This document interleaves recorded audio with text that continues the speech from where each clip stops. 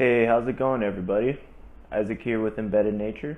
Today I'm going to be answering some questions about my development career path, brought to you by The Dev Life. So the first question is, when and how did you get started with development? Well, I started my career development path in college when I first was introduced to C++. So a lot of it was coursework, and me being a computer engineer, it was also required to learn a lot of Linux-based operating systems and work with embedded C. But I would say I really fell in love with software during my internship at Thomson Reuters. There I was able to work with the MVC pattern using ASP.NET, which is a Microsoft framework. I was using C#, a lot of JavaScript, and a SQL backend. The second question is, what technologies do I usually work on with my projects? Well, for a lot of personal projects, I tend to lean towards JavaScript just because there's so many different node packages to help you out. A lot of the web today is interface first, so it's important to have a language that I can build prototypes very quickly, and JavaScript allows me to do that. I primarily work in the React framework, and I have done a little bit of React Native with a few mobile apps, but I'd say majority of my work these days are in JavaScript using the React framework with Node backends, and I do a lot of serverless with AWS. For embedded work, I'm working in C most of the time. I probably prototype on an Arduino. When I'm developing prototypes, I tend to lean towards a PIC microcontroller. I'm most familiar with that, and that's the majority of my extra chips that I have laying around are PICs. So what is a project or application that I've worked on that I'm most proud of? Well, that would have had to have been me creating a power generating bicycle trainer. So I worked with two electrical engineers, and I was a computer engineer doing all of the embedded programming.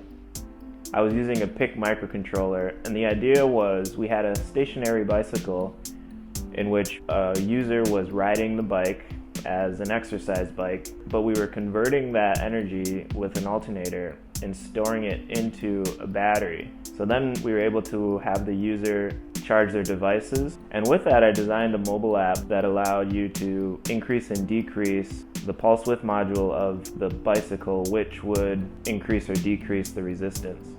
So that was a very complex project. It took over a whole year to finish. It really honed in my engineering skills, showed me what it's like working with other engineers, and we got the job done, so it was a pretty cool project. What is your current full-time job? Well, currently I'm working for Samsung in their IoT division. I'm working as a front-end developer, which a lot of the stuff I do turns out to be full stack. Primarily working with React. We use Node backends for a lot of our applications and many different data stores. What I like about that job is the ever-evolving world of IoT keeps things fresh. There's always new challenges to work on. There's always a problem to solve. So what advice would you give yourself if you're starting your journey as a developer again? Well, the first thing I would tell myself is to start with projects. Projects. You know, it's easy to get overwhelmed with everything you're learning, and you feel like you need to learn all of the steps before you ever open up your IDE and start developing. But that's not true. The best way to really learn programming is to get started. Think of a project that you're interested in, or think of a problem that you want to solve, and start working on it. As a software engineer, you're really a detective. So as you move, you unravel new problems that you have to solve, and you solve them piece by piece. And as you get better, you learn to optimize and work more efficiently. So that's why I love everything that's happening with the 100 Days of Code. It's a good challenge as a new developer to sit down, think of a project, and focus on it for 100 days, see how far you get, hopefully you finish. But I think it's a really good way to get started. You know, I would try to learn everything, and then you switch to a different language and you're trying to understand that language, when really just pick a language, disregard what works best with this or that, because when you're just starting out, none of that really matters. What's important is to understand the fundamentals understand how the language you chose really works. So then when you move to a new language, then you can see the nuances and start to understand how software in general really behaves.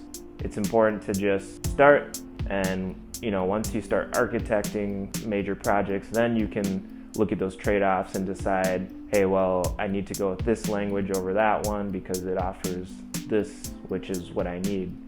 So the best thing you can do is just start working, get ahead of the teacher, and go to work. If you want to follow me, you can find me at Embedded Nature on Instagram, Twitter, Facebook, and check out my news site, Tech Check News Network.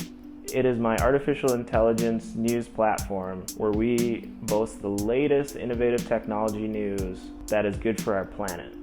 You can check me out on YouTube at Embedded Nature, where I create content related to software engineering, automotive, and lifestyle. So hope you guys have a good day. Thanks for joining me. Thank you, DevLife. Shout out to you. Peace.